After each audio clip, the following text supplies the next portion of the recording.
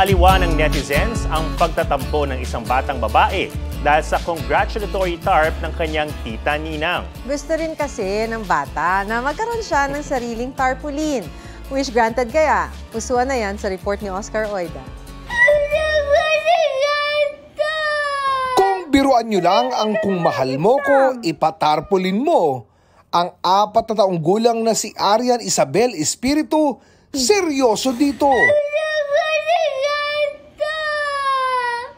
Paano ba naman ang kanyang ninang Azer? May patarpaulin sa labas ng kanilang bahay matapos makapasa sa psychometrician's licensure exam. Paano naman daw siyang unika iha? Hindi ka naman nag-exam. Tampururot si Baby Belia. May parant pa sa TikTok. Sabay block daw sa kanyang ninang. Kwento ni Mami Rosan, lumapit sa kanya ang anak na umiiyak at gusto ring magpagawa ng tarpaulin.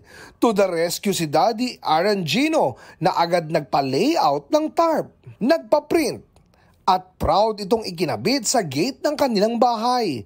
Kaya si Baby Belia, hindi na whining kundi winning. Na ang greatest achievement ay ang love sa kanya ng Mommy and Daddy.